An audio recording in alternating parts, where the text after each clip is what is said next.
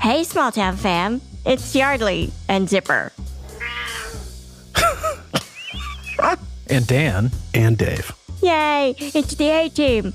Listen, have you ever wanted to wake up to a cup of hot coffee in a snazzy Small Town Dicks mug? Well then, walk your fingers across that keyboard to smalltowndicks.com/store and check out our Small Town Dicks merch store. We've got classic merch like coffee mugs, enamel pins, pint and shot glasses. We've also got some true crime themed merch like a keychain pepper spray. A small pepper spray that fits on your keychain in a leather Small Town Dicks case. We also have an auto safety tool, used and recommended by many first responders. It's the same kind that I used to carry on my keychain. It has a guarded blade to slice through your seatbelt if you're trapped in your car after an accident, as well as a spring-loaded spike head to shatter glass in emergencies. Of course, we hope you never have to use it, but you'll be glad you have it if you ever do. Comfy, fuzzy socks with the Small Town Dicks logo. Come on, who doesn't want some cozy socks from their favorite podcast? I do. So check out these items and more in our merch store at smalltowndicks.com/store. Do it.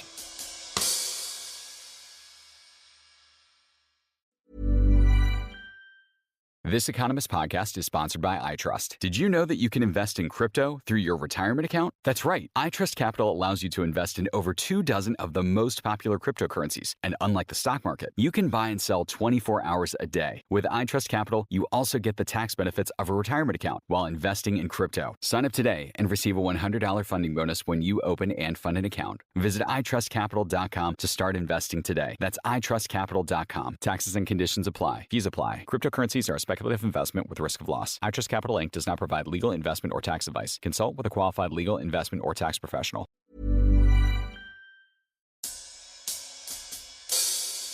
Hey, small town fam. It's Yardley. And Dan. And Dave. Yay. Okay, what if you tell them? Because I'm not telling them. This episode marks the end of season 10. But if you can't live without us, hop on over to Patreon at patreon.com/smalltowndickspodcast. Where we have special weekly content, including our new bi-weekly series called The Briefing Room. Which is awesome, and it's where Dan and Dave break down all things law enforcement for us. We'd love to see you on Patreon. Also, stay close to our social channels for updates about summer bonus episodes, news, and the upcoming season. So there you have it, small town fam. Now back to Gone Fishing.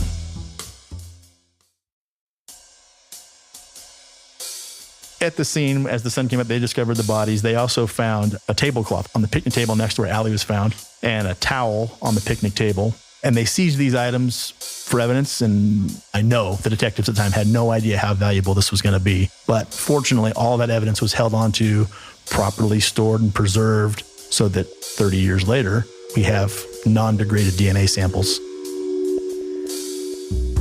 Hi there. I'm Yardley. I'm Dan. And I'm Dave. And this is Small Town Dicks. Dave and I are identical twins, and we're retired detectives from Small Town USA.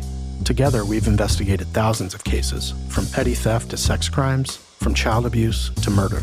Every case in our podcast is told by the detective who investigated it, offering a rare, personal account of how they broke the case. Names, places, and certain details, including relationships, have been altered to protect the privacy of the victims and their families. And although we're aware that some of our listeners may be familiar with these cases, we ask you to please join us in continuing to protect the true identities of those involved out of respect for what they've been through. Thank you.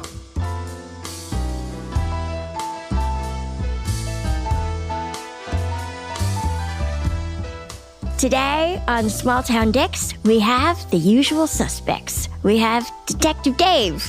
Happy to be here. Happy to have you. And we have Detective Dan. Good afternoon. Good afternoon, you.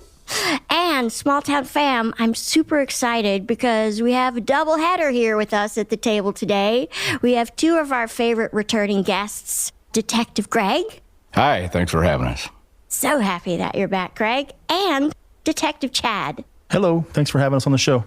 Chad? Yeah. I heard you have one for us. Yeah, this is actually a cold case that we just recently resolved. Most of the work done on this was done by our cold case squad, but the detective that is on that wasn't able to be here. I assume you're talking about Detective Kurt? Yeah, but I have worked on this case on and off for years as well. It's a over 40-year-old double homicide case that occurred in the late 70s in our county up in the National Forest area that went cold, and by no fault of the investigators on the front end of it. They spent almost 40 of those years running down various leads and tips. We sent investigators all over the country on this case, chasing leads. It just was a legit whodunit. Until science and DNA technology progressed to where it is today, there wasn't viable physical evidence. The victims were two high school age kids, their boyfriend, girlfriend, and they had just gone for a day outing, a picnic and fishing at a campground picnic area that was frequently used. I mean, it wasn't like it was some obscure gravel roads type deal. This was a well-used place, and they end up getting murdered, and she wound up being sexually abused also. What were the victims' names? Rick and Allie. How old was the case by the time you picked it up and started running with it? By the time I got it, it would have been 36 or 7 years cold by the time I picked it up to start looking at it again. And then it was just last year, 2021, that we finally cleared the case. So it's been a long run. So this case originates, what month was it? June. So this is the summer of 1977. Mm-hmm. Kind of walk us through, first of all, we have two victims that are high school age. We have, you said, Rick and Allie? Yeah. Okay. And they're 16, 17-ish? Yeah. Okay. And back in June of 77, I'm assuming that the sheriff's office got a call of something horrible that had happened at a campground day use area. Yeah, so they had told Rick's parents they were going up to this day use area to have picnic and fish and swim. Like I said, this was a well-used location. It's not like some obscure off-the-map thing. But Rick was having starter troubles with his pickup, so he told his folks, hey, if we're not back by 10 p.m., come up and look for us because my truck's not starting. And, you know, this is well before cell phones, obviously. So that's kind of how it goes. They leave about 4 p.m. They head up for their evening picnic and fishing and whatever. And then by 10 o'clock, they're not home. Rick's parents haven't heard from him. They wait a little while. You know, things happen. By 11 p.m., they give the sheriff's office a call to report that Rick and Allie are missing. So did they go to the campground, though, and look for them and didn't find them, and that's why they called the cops? Yeah, so they drove up to the campground, found Rick's truck, but didn't find anybody up there. And then they drive back to the nearest town where there's a payphone. And then they call the sheriff's office again. The deputy was already on his way up there. So they met the deputy back where the payphone was, and they drove up to the spot. And the deputy had a reserve deputy riding with him. It's a volunteer part-time. So they cruise up there, and they drive right to the spot. They park next to where Rick's truck was. They look around. So the parking space where his truck isn't at an individual picnic or campsite. It's kind of like there's a row of parking, and then you just walk on this kind of, it's like a loop road, and then you walk into these individual spots. They find Allie almost right away. The deputy does. Fortunately, it wasn't parents that found her, but finds her deceased laying in the middle of this picnic area, kind of between a picnic table and a fire pit, you know, the metal box fire pits that campgrounds have. She's nude, on her back, legs spread and arms kind of over her head. So the deputy has no radio service at this location. So he has the reserve deputy stay there to preserve the scene, tells the parents, hey, you got to leave, follow me down. He tells them what they found. He then has to drive back down to that same payphone and throw a dime in it to call our dispatch center to get more resources up, because this is more than just some kids missing, obviously. So more deputies and whoever the on-call detectives were at the time come up, and they decide to wait and not process the scene until sunlight. By this point, it's super early morning hours, and it just makes sense to not stumble around in the dark and potentially ruin or alter evidence. So they just guard it all night. And then first thing in the morning, the forensic people come up in their vehicle, and they launch the helicopter and do a bunch of aerial photos and search with the helicopter. Because they're still searching for Rick? Yeah. And so shortly after sunup, it's about 20 minutes after they start searching for Rick now, they've kind of cordoned off where Allie was, and now they're looking out for him. They go down this narrow trail that ran out of the backside of this little camp spot to the river, and they find Rick down in the bushes. He'd fallen into the brush, and that's partly why they couldn't see him in the dark earlier. He's about 100 feet from where his truck was parked. It's just the brush was so dense that they just couldn't see him. And can they tell if he's been shot or strangled or? They've both been shot. So Allie had either a contact or a very near contact gunshot wound to her left breast chest area. What does that mean? That means that the gun was right up against her, contact? Yeah, so either the barrel was pressed to her or it's super close. When the bullet leaves the barrel from a gunshot at super close range or contact, it causes stippling and tattooing. It's where the gunpowder makes burns on the skin. And also, if it's a contact where it's actually touching pretty firmly, because of the massive amount of pressure being forced under the skin, it also causes bruising that mirrors the gun barrel sometimes. In this case, there was less of that actually mirroring of the gun barrel, but a lot of tight stippling and tattooing from the burning embers of the gunpowder coming out of the gun. So they knew that it had to be within X amount of distance from the body. And stippling usually, depending on the firearm, stippling usually drops out after a few feet. Yes. Once you know what the specific firearm is and the ammunition, the forensic folks can do testing to show, in general, what distances will cause how tight or wide that pattern of stippling is. So that one passed through Allie's heart. She also had a second near or contact gunshot wound to the center of her forehead. That bullet penetrated her skull and brain, and that's the one where they actually recovered the majority of a bullet. And then she had a third gunshot wound to her left temple. This one didn't have evidence that it was a near or contact wound. This was a shot from a little further away, enough that it didn't leave that pattern. Could they tell which gunshot occurred first? They could not. All three were fatal shots. So it was difficult for the doc to prioritize those. So your deputies that night have confirmed that Allie is dead. Yep. They relay that message to Rick's parents. Who made the death notification? Other deputies closer into town were able to notify Allie's parents. And Rick's parents have to wait overnight for fate. Yes. And they've got to be wondering, did our son do this? Yeah, they had a lot of things going on. And there was just not very many answers at that very early part of the investigation. So when they find Rick in the brush, he has a gunshot wound just to the right of the center line of his chest. And this did not have any close range evidence. This would have been from some distance. So that wound, the doctor determined it was front to back, much like the chest wound to Allie, and it wasn't a contact. And that bullet also was recovered mostly intact. And then he had a second gunshot wound that was to the top of his head, or like his scalp line up high. And it was a through and through again. And it was determined by the doctor that that was from back to front. So he gets shot in the back of the head, and then the bullet traveled over the skull and exited out the front. Rick is 100 feet from his truck. He fell where he died, basically. There was no indication that he was moved or he moved after being shot. Like he fell down where he got hit? Yes. Okay. So I've worked with your agency on big crime scenes.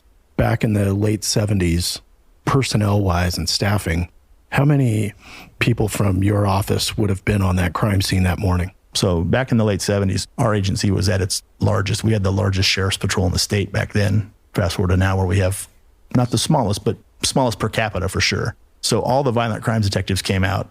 I know our total detective pool was 25, and almost half of that was violent crimes guys. And this is back when the lumber business was roaring. Yeah, the county was getting money hand over fist from lumber. That's why we had so much staff back then. And then when that dried up, it changed everything. The whole state had changed, but certainly it hit us hard. How many detectives in your pool now? Currently, there's 4 and a supervisor. 4. Yeah. We got 50% of us sitting right here at the table right now. I was worried about that. I was like, what if they get called out? Yeah, we put the county on the honor system while we're gone. You guys behave. So at the scene, as the sun came up, they discovered the bodies. They also found a tablecloth on the picnic table next to where Allie was found and a towel on the picnic table. And they seized these items for evidence. And I know the detectives at the time had no idea how valuable this was going to be, because later it was determined there was semen on both the towel and the tablecloth. And it was determined in the autopsy the firearm used was a .22 caliber firearm. Later, ballistic work at the lab determined it was a .22 caliber handgun revolver. And then also at autopsy, when Allie was examined, they did a sexual assault kit and there was semen in her vagina. But all they could do back then was blood type that. But fortunately, all that evidence was held onto, properly stored and preserved, so that 30 years later, when DNA becomes really viable for us, we have non-degraded DNA samples that ultimately is what got us to where we got to closing this case. That's incredible. That sort of DNA typing was not even on the horizon. What do you think inspired those detectives who collected that evidence to preserve it so well? That's incredible foresight. Well, initially they collected it and preserved it for blood typing, which didn't do a whole lot for us. But if you could get a blood type to match and a little bit of other physical or testimonial evidence to support your case, that was a big deal back then. And then we learned as time went on, that became less of a valuable thing. Right. Back to the crime scene, Rick and Allie's campsite, is it still fully erected? Like they've got the tent up still? They weren't camping. They had just gone for a picnic and a fishing day. They were supposed to be home that night. It was just at a campsite. Oh, so not even an overnight trip. No, they were going to be home at 10 o'clock that night, and then they weren't. So in addition to collecting evidence and processing the camp spot and the scene, they had investigators basically comb through that whole park, talk to anybody that they could that was still there or had been there the day before. I mean, they did all they could do. Anybody who saw even a car description passing on that road, those tips were getting called in, and they ran all those tips in. I mean, there's like, I think it's 2 3-inch binders of just the tip work they did over the years. You know, someone would call in on the phone line. We have a tip form that's standardized, and the call taker takes the info, and then that goes to the detectives and it gets assigned out. They followed up on all of that stuff, ultimately eliminating every person they contacted, but they didn't like shortcut this or cut any corners. They pulled out all the stops, all the help, all the everything. It just was a complete whodunit. The only physical evidence he left was DNA, which wasn't a thing back then. Were there any witnesses at all, like anybody else out for a night fishing trip? There was an earshot witness who heard gunshots. But also, hearing gunshots out where they were, it's not uncommon. People go out there and shoot recreationally, shoot targets. In the fall, people are hunting out there. Mm-hmm. So we knew it was a 22, and then some of the detectives did something I don't know that I even would have thought of. They went out and had one detective stand where the ear witness was, and then they had another detective put some waders on, wade out into the creek, and they had measured off, and he had a 22 revolver, and he would cook some rounds off to see how far away they lost track of that sound. So, I mean, I don't know that I would have thought to do that. Like to get a comparison on the report of the gunshot and how far away this witness would have been? Right. That's really clever. And ultimately it didn't help us much, but it was just another one of the things they did. Like, this wasn't for lack of trying.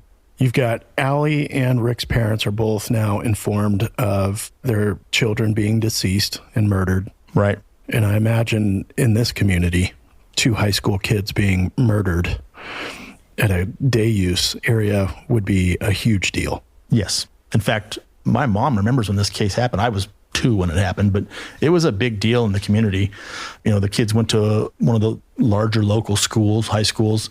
So it was like front page, top of the line news. So ultimately, the only physical evidence they wind up getting, like I said, was the tablecloth, the towel, and then what's in their bodies. There was nothing in the pickup, in Rick's pickup, that indicated there's nothing missing. It wasn't a robbery. His fishing tackle's there, his wallet with money, and it was still laying in the seat of his pickup. So they kind of ruled out the robbery motive right away, basically, because there's nothing missing. And I might be getting out in front of the story here, but Allie is found between the fire pit and the picnic table. Mm-hmm. And Rick is found 100 plus feet away from his truck, closer to the water line. Yep. The sequence, I would imagine, is take care of the guy first because he's the bigger threat. So ultimately, we can't really answer that. But our belief, based on everything, is that actually he was second. So Rick had his swim trunks on, and he was on the trail coming back from the creek, presumably, where he was shot. We think that the sexual assault of Allie happens first, and that Rick interrupts that. He's walking back up from the creek, is what we think. Here's her screaming. Her clothes were found on the picnic table. Clearly, the sexual assault's in play. And then our belief is that as Rick's coming up, he sees what's happened. Dude points a gun at him. He catches the first one in the back of the head. Maybe that spins him around, and then he gets shot center punch in the chest. Now, suspect has to kill Allie. And the 3 gunshots to her, all 3 fatal gunshots to her, 2 to the head, 1 to the chest, is indicative of rage or anger. So he's pissed now because he has to kill Rick, who's witnessing him rape Allie. And then now he's angry, has to kill her, and kills her and then disappears into the backwoods. Again, this is all of our supposition. Did Allie have any defensive wounds like skin under her fingernails or anything like that? They didn't collect any finger scrapings. The only DNA we had to compare to was the sex assault kit, the towel, and the tablecloth. Again, just a different time. Right, long time ago.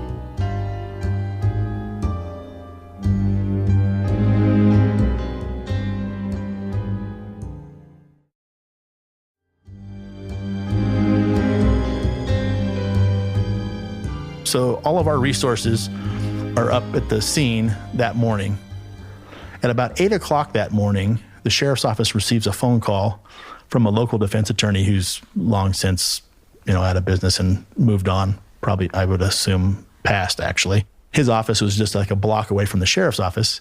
He comes into work and he had what we would call voicemail today, but it was an answering service type deal.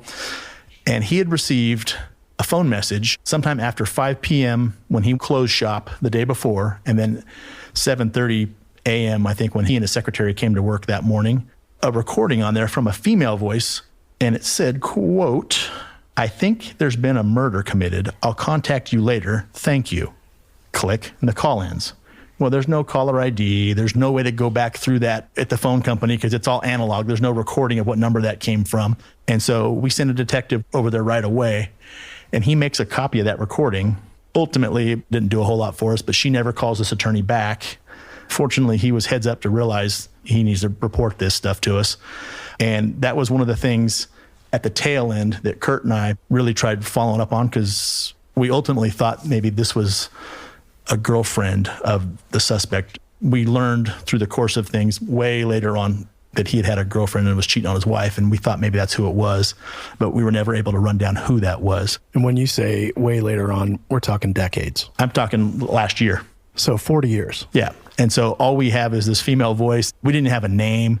And so Detective Kurt, he was like calling people who were in law enforcement back in the late 70s and early 80s, anything he could do. And ultimately, a lot of the people he tried to reach had passed.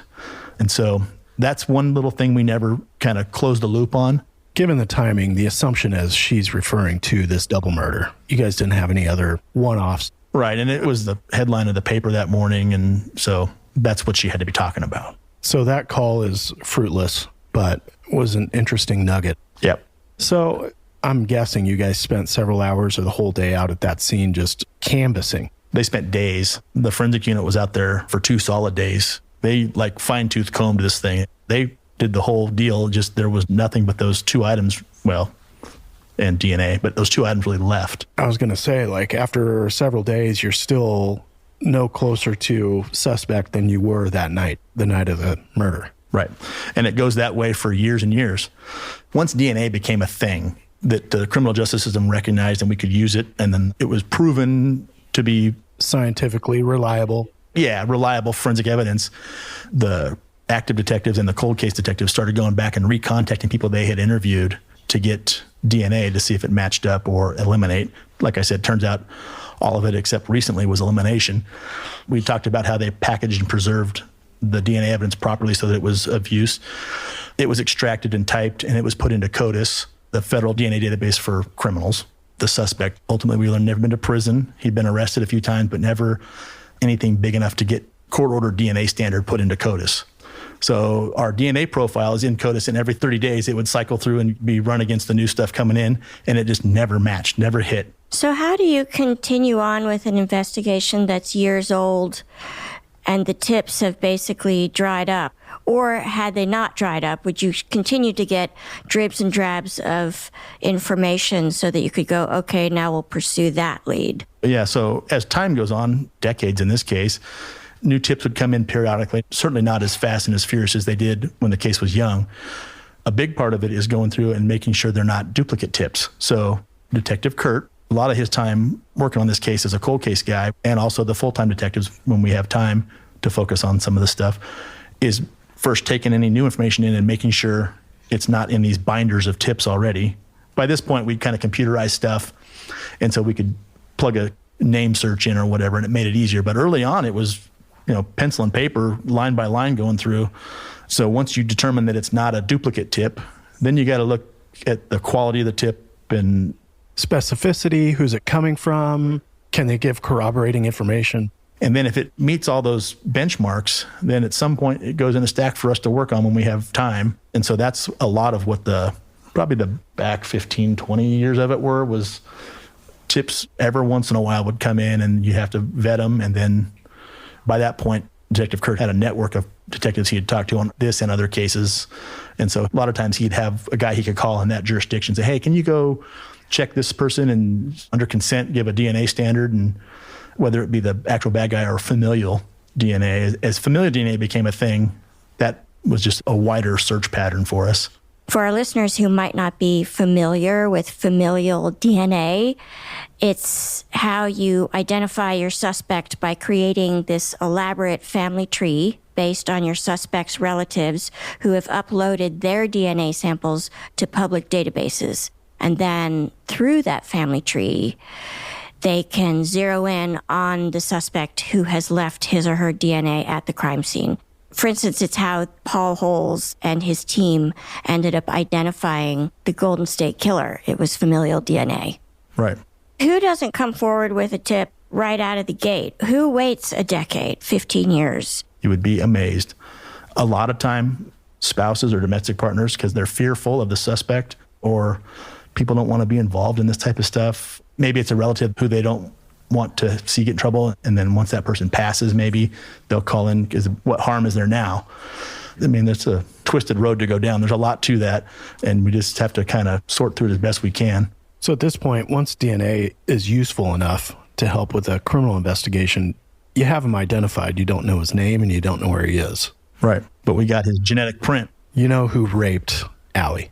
Yeah. So in this case, until your suspect comes forward or you have a tip that puts you onto the trail of the actual suspect, you're at the mercy of, is this guy's DNA ever going to be entered into CODIS? Right. To cross-match our sample. Yeah. So there was big chunks of years that went by where we didn't get any tips. It just sat cold because there's no work left to do. In 2018, DNA evolved again. So Detective Kurt submitted some of the DNA from this case to Parabon. Parabon is the highly advanced lab that actually deals with a lot of genetic genealogy. Yeah. And the first thing they did, which is amazing, by the way, created a computer composite of what this guy will likely look like now. Based on his DNA. I've seen that on various crime shows. It's fucking unbelievable. And it's accurate. His hair was a little different. I mean, he styled his hair a little different, but accurate. So you get this Parabon photo. Describe your suspect.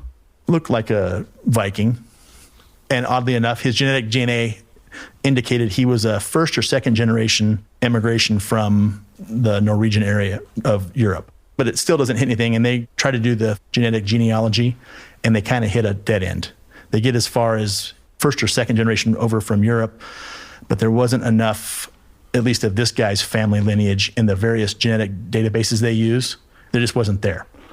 But we had this picture, and Detective Kurt learns about a deceased serial killer from a neighboring state. And we start looking at that guy. What's his name? His name is Odin. And he was only convicted, I think, of 2 of the murders he committed in our neighboring state, but he was suspect in several others. His parents immigrated from the Norwegian part of Europe, and he looks like that picture Parabon created for us. So he was convicted in the early 80s, and then he winds up getting killed in prison.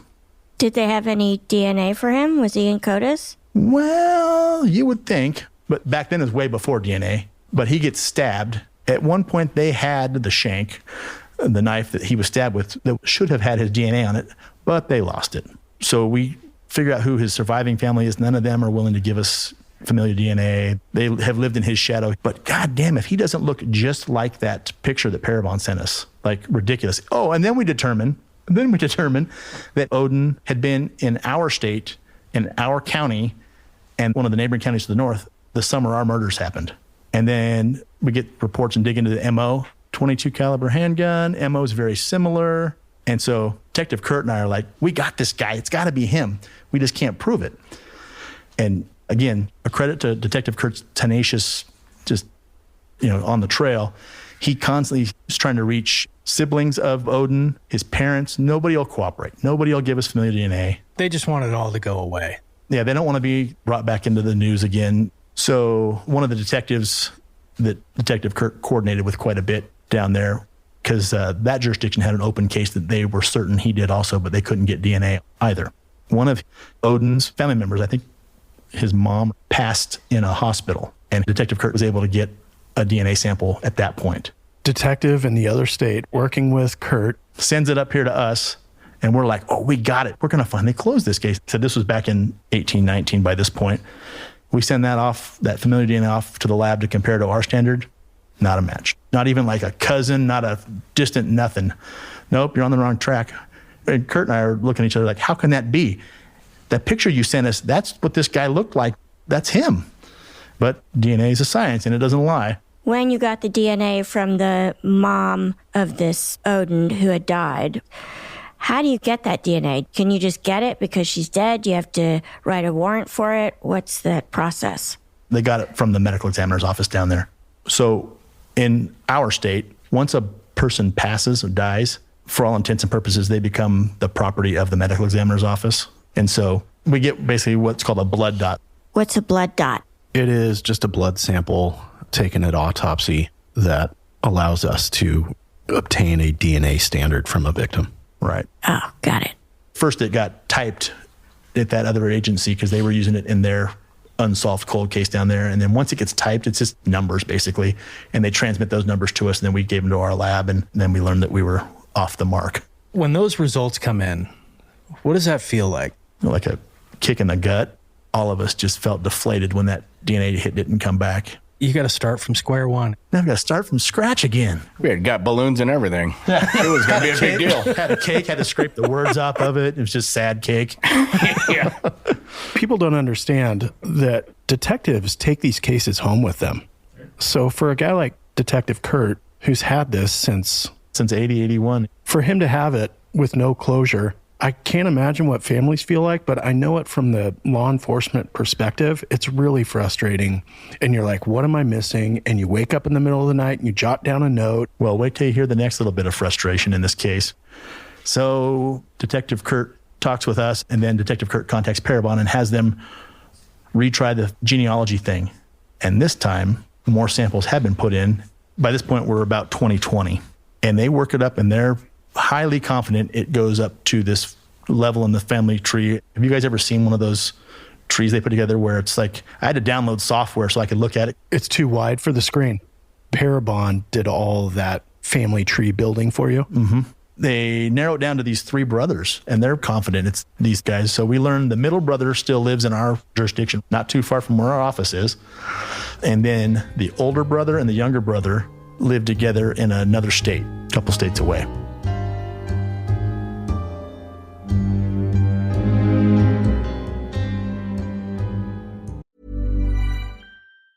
This Economist podcast is sponsored by iTrust. Did you know that you can invest in crypto through your retirement account? That's right. iTrust Capital allows you to invest in over 24 of the most popular cryptocurrencies. And unlike the stock market, you can buy and sell 24 hours a day. With iTrust Capital, you also get the tax benefits of a retirement account while investing in crypto. Sign up today and receive a $100 funding bonus when you open and fund an account. Visit itrustcapital.com to start investing today. That's itrustcapital.com. Taxes and conditions apply. Fees apply. Cryptocurrencies are a speculative investment with risk of loss. iTrust Capital Inc. does not provide legal investment or tax advice. Consult with a qualified legal investment or tax professional.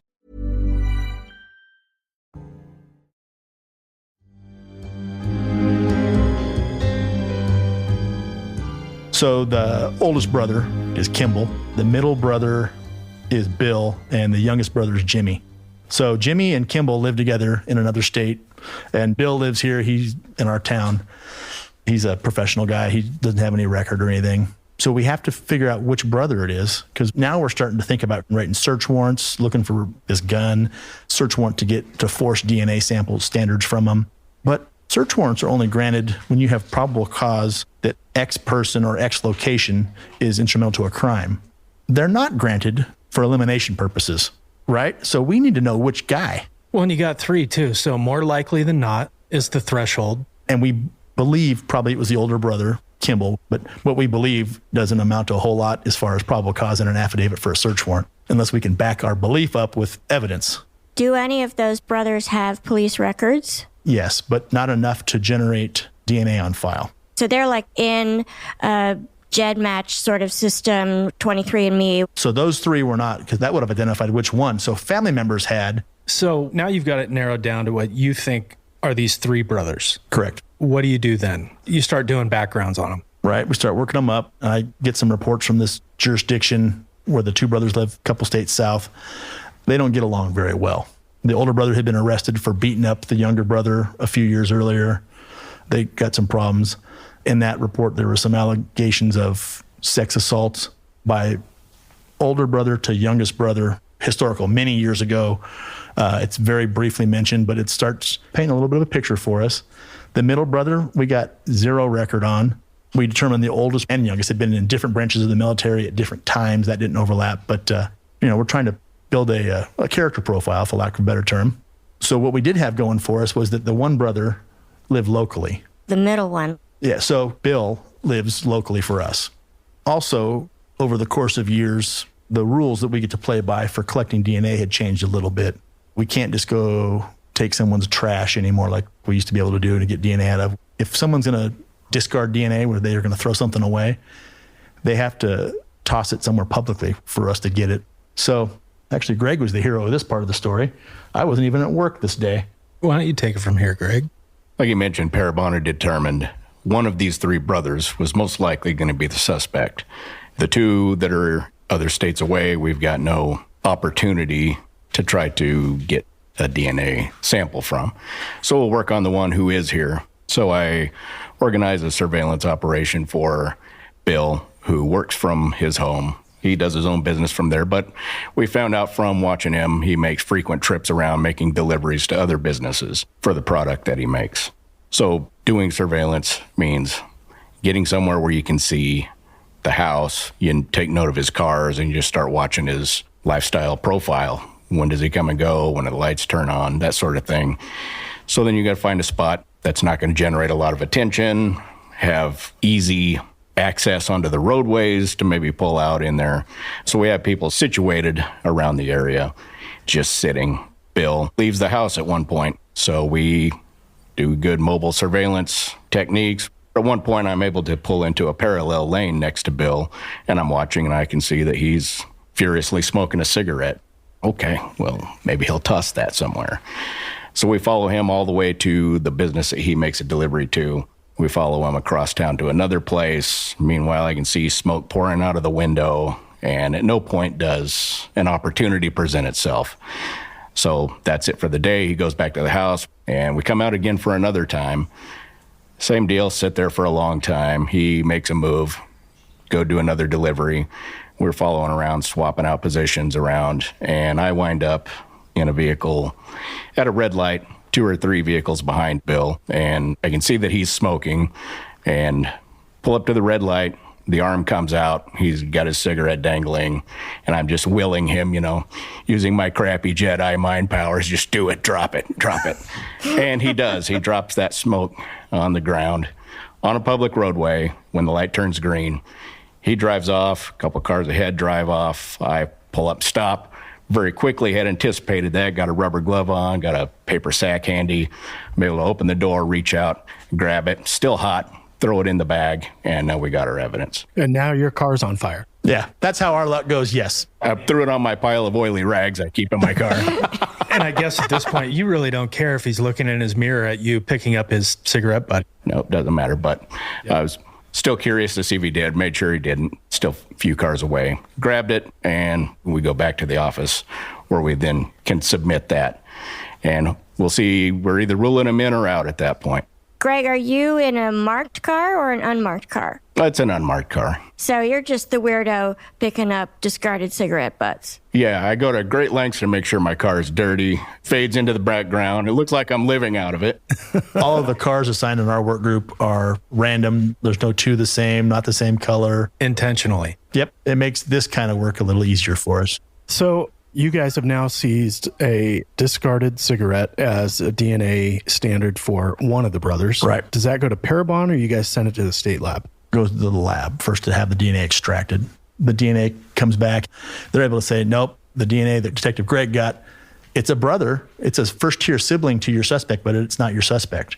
So it has to be Kimball or Jimmy. Yeah. We don't know which one. So at the same time all this is going on, I had been in contact with the homicide unit at the jurisdiction where the two brothers live, where Kimball and Jimmy live.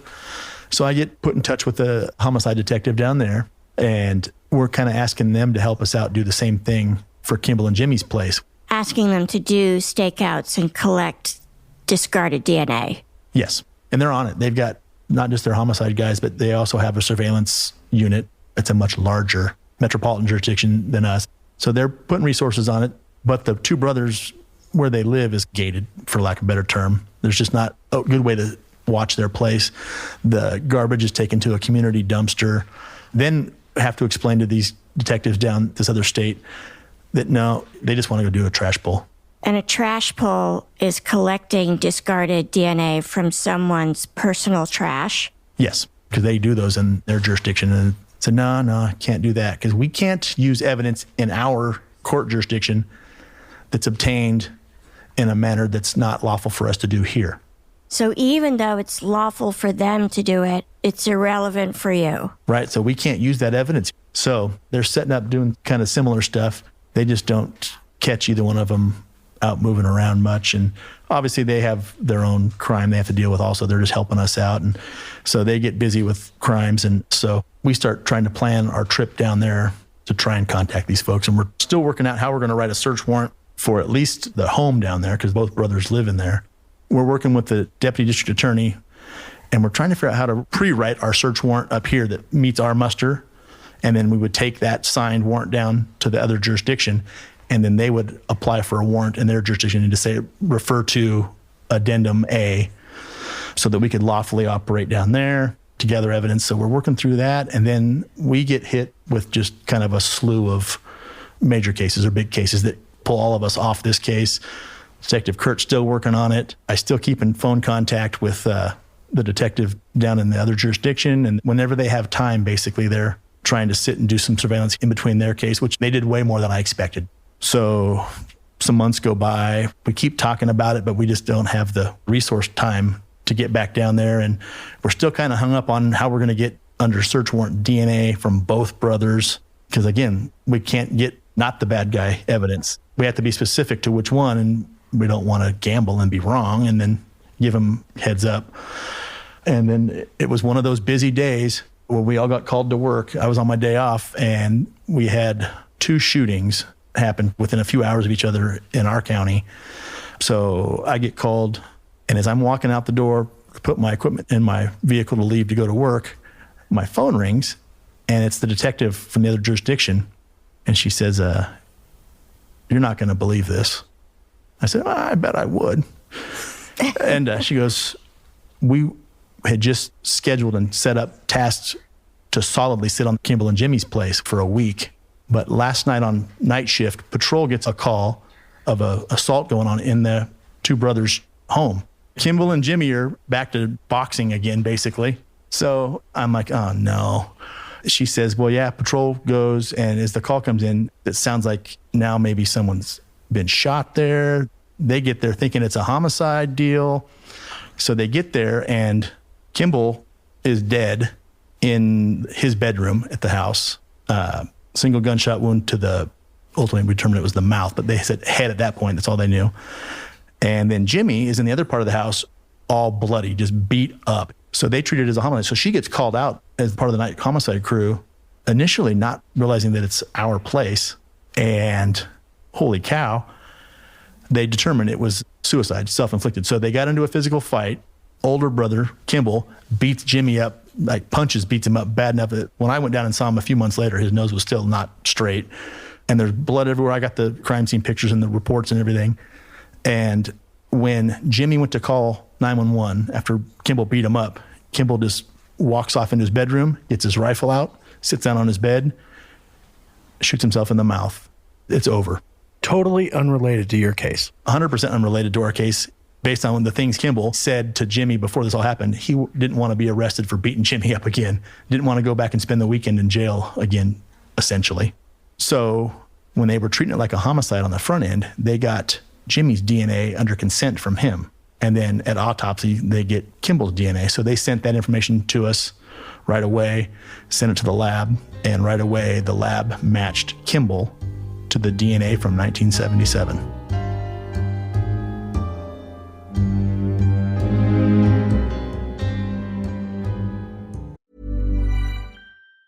This Economist podcast is sponsored by iTrust. Did you know that you can invest in crypto through your retirement account? That's right. iTrust Capital allows you to invest in over 24 of the most popular cryptocurrencies. And unlike the stock market, you can buy and sell 24 hours a day. With iTrust Capital, you also get the tax benefits of a retirement account while investing in crypto. Sign up today and receive a $100 funding bonus when you open and fund an account. Visit itrustcapital.com to start investing today. That's itrustcapital.com. Taxes and conditions apply. Fees apply. Cryptocurrencies are a speculative investment with risk of loss. iTrust Capital Inc. does not provide legal investment or tax advice. Consult with a qualified legal investment or tax professional.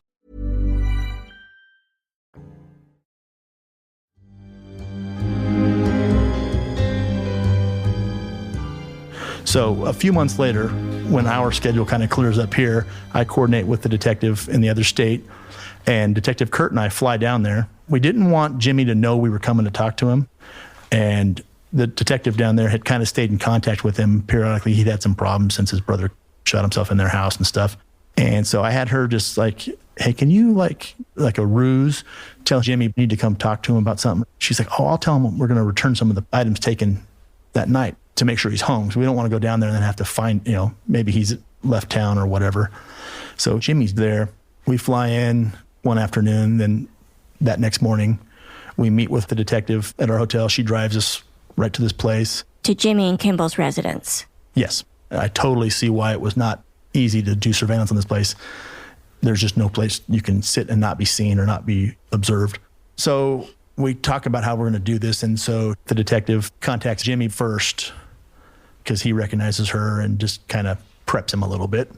And I had a couple just broad questions for her to kind of start down. And then she turned it over to Detective Kurt and I. You in the house? And we're sitting out on the patio. Basically, the carport area is turned into Jimmy's patio. And it's like 10 o'clock. He'd been putting away some beers already.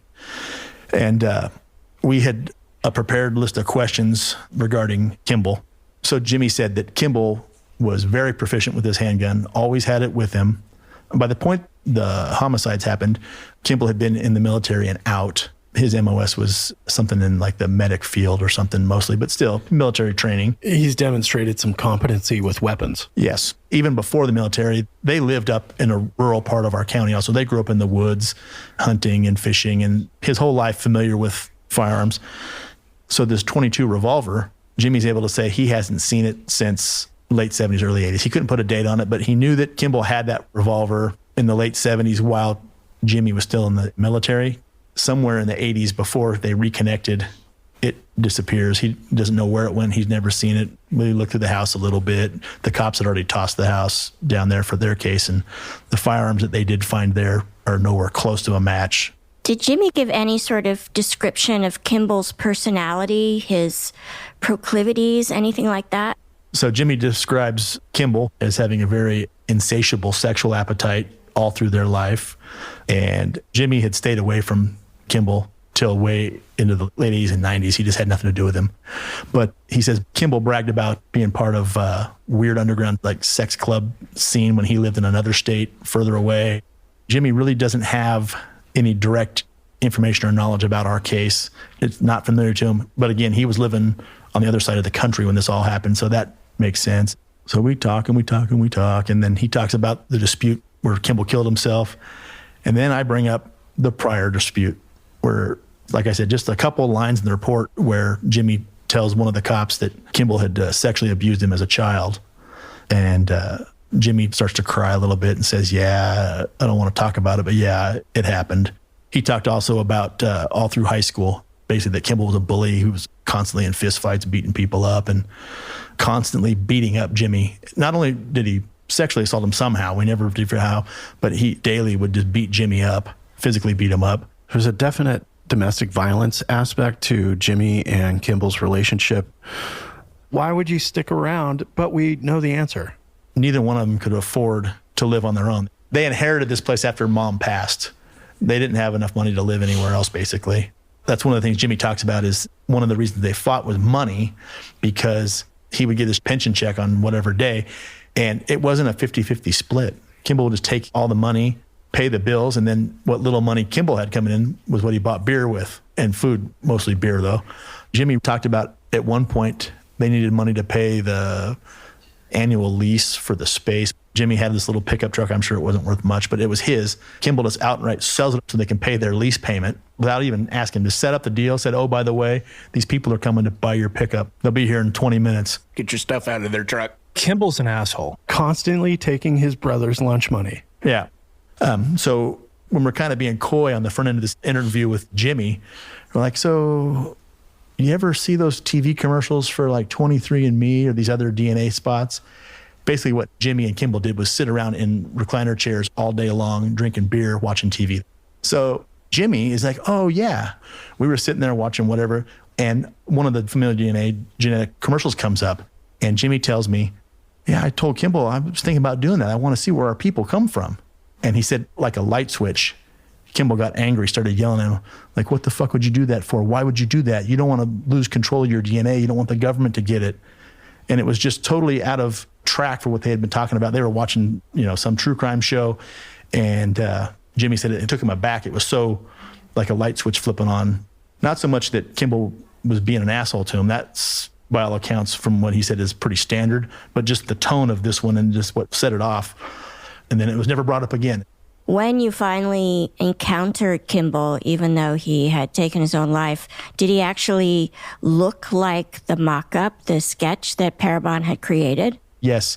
His hairstyle was a little different, but face structure was correct. Eye color, hair color was correct. Just the styling was different. How long had Kimball and Jimmy lived out of state? When did they leave the area where this double homicide occurred? Okay, so Jimmy, he left the state when he joined the military in the mid-'70s. Kimball joined the military earlier in the 70s, came back to our area for a short time, worked at one of our local hospitals for a short time, and then moved to various states, just bounced around. He was married to his first wife, who he met in the military, and they bounced around for a while. Then they split. We went up talking to her and 2 other ex-wives. No kids. Never a mention of what happened in 77? Nope. And so the wife, Kimball, was married to, at the time, the 2 of them, they were both, I guess, some sort of medical something in the military. So when Kimball and his first wife come back to our area, they wind up working at the same hospital. And she tells us they got divorced because he was cheating on her with another female who worked at the hospital. Ultimately, that's who Detective Curtin, I think, was the one that called that lawyer. The woman who called the lawyer and left a message saying, I think there's been a murder. Yeah. Never been confirmed, but strong suspicions.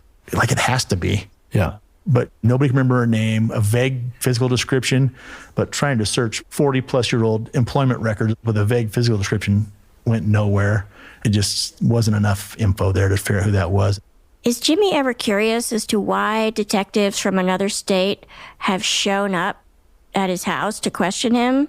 Yeah, at some point, I just very matter-of-factly tell him, probably not a big surprise to you that we got your brother's DNA after he committed suicide. Would it surprise you if I told you it matched to a homicide case from the late 70s? And it kind of took him aback a little bit. And that kind of what led us into the talking about what a bully he was and the sexual appetite thing. So I'm telling him, matter of fact, I'm like, I appreciate you've been talking with us and been forthcoming and honest with us. And I'm going to tell you that this is going to become public. And this was a big deal case in our area back when it happened. And Jimmy, at the time, you could tell it affected him. He was bothered. He cried a little bit more. Jimmy's appropriately upset. Yeah. And he tells Detective Kurt and I, well, yeah, he probably did it. So we end the interview. We thank Jimmy first time and we leave. And then we're done. So our flight's the next morning. So Detective Kurt and I catch our flight the next morning. We come back. So Greg, you spoke to Bill locally, and I imagine it was a similar conversation, maybe not as in-depth. Not so much. He had admitted, they grew up there in the area, and basically they all went their separate ways, and he's really had minimal contact over the years. You told him what the case was and what you guys were investigating. What was his affect when you dropped the bomb on him? He was taken aback by that a little bit and didn't say he was surprised, didn't react to it one way or the other you would expect, like, Kimball, he's not that kind of guy. Bill didn't give me any of that, no pushback, no acknowledgement either, just kind of took it matter-of-factly and pushed on. Do we have any idea what happened in the minutes, hours leading up to Allie and Rick getting killed? Their picnic basket was there. They had eaten. Like I said, Rick was wearing swim trunks. Allie had, at least of her clothes that were on the table, a swimsuit that was removed from her. Rick's fishing tackle and pole were there. Seemingly they did what they went up there to do, and then Kimball just wandered upon him. Yeah. How old was Kimball when he committed this crime, this murder? He was in his 20s, early 20s. What's pretty remarkable to me is that Kimball never talked about it. Not that we ever could find evidence of. Maybe he's the off guy who one day had a really bad day and went out and killed 2 people and didn't kill anybody else. I don't think I completely believe that, but you never know. It's amazing that maybe he doesn't have more victims and they never talked about it. Right. Especially with how much he was drinking. Yep. But he held it together for all those years. I really hope for 40 years that just ate at him. I hope so. Do you guys have any evidence or curiosity about him committing other murders that have been unsolved? We have not been able to find anything. So both for him and for the Odin guy. So we did learn that Odin, the faux suspect, if you will, had been in our state, in our area when this happened. So I sent a statewide bulletin out to all agencies in our state. If you have cold case homicides from this time period, we have determined in our case that this serial killer was in our state, in this area, during these 2 years, basically. DNA is now on file, yada, yada, all that stuff. We suspect Odin killed somebody while he was in our area. Other than the suspicion, we don't have any evidence to back that up. But we shared the information, and we're willing to share anything with anybody that's got to contact us. And we haven't heard back from anybody. So you guys have now solved Allie and Rick's murders. Yep, we've closed that case. What are your next steps? I'm imagining that Rick and Allie's families get contacted by you. Yep. And how satisfying is that? That was incredible. So we had contact with them over the last couple of years, kind of infrequently. So Rick's parents are still alive. Allie's folks weren't, but her other family members were who we kind of kept in touch with. And Kurt mostly talked to him periodically on the phone. I talked with Rick's mom. She would call my desk number, so I talked with her quite a bit. And once we got back from doing Jimmy's interview and got everything figured out, and really the case was done, we closed up every loop we could. We contacted the families and had them come to our office, and we told them what we'd found and who it was and how it happened and, XYZ. They were super appreciative. It was very satisfying. Does the suspect having taken his own life provide as much closure as being able to arrest and put that man on trial for the families? Did you get a sense of that? For me, I'm fairly jaded, yeah. I really wanted to arrest him also, but this'll do. The family members were very appreciative just to know. And we hear that or we see that on TV shows, whatever. But when we sat in our conference room with him and explained things to him and showed him how it all fell together 40 years later, the appreciation from them was more than I expected. And then I mentioned Detective Kurt a lot in this. He worked on this case for almost the whole time it was a case, but there's 2 other cold case detectives that we have also, Detective Chuck and Detective Kirk. We all did a bunch of work on this, but our cold case guys do a tremendous amount of work for us, help us out. We just don't have the staffing level to do a lot of this stuff with full-time staff. We just don't. And so when it was all said and done, cold case guys and Detective Kurt specifically were presented with several awards from across our state, from different organizations, and then also an award from our department and our sheriff. The families had a plaque made for the cold case guys, and the rest of us are on there too, but it's the cold case guys. I mean, they did the heavy lifting in this case. They had a lunch thing at their church, and they did a collection, and they presented Kurt with I think it was $5,000 or $6,000 donation to our cold case fund. And so in our hallway, right next to the cold case detective's office, is the plaque from the family and then the plaque from our sheriff. Well, good work, fellas. That's, like Dave said, people in law enforcement around the community where this happened, everybody knows about that case, and you're just wondering, are they ever going to solve it? And well done to you and Kurt and Greg and everybody involved. As Dan said, great job. This is a big case for local law enforcement, and I was very pleased when I heard you guys had solved that. Well, thank you. It's a tribute to your unfailing tenacity. You know, there comes a point where you think, crap, I don't know. Like, I have nowhere else to look, and I don't know what to do. But the fact that none of you would let it go says so much about who you are and the way you do what you do. Like all of our successful cases, it's a team effort. Well, thank you, Greg and Chad, so much, just for never giving up and for bringing us that case today. Thank you. Thanks for having us.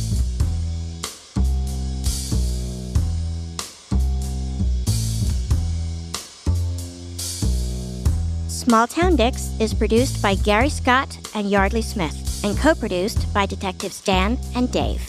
This episode was edited by Soren Bajan, Gary Scott, and me, Yardley Smith. Our associate producers are Aaron Gaynor, The Real Nick Smitty, and Alec Cowan. Our music is composed by John Forrest. Our editors extraordinaire are Logan Heftel and Soren Bajan, and our books are cooked and cats wrangled by Ben Cornwell.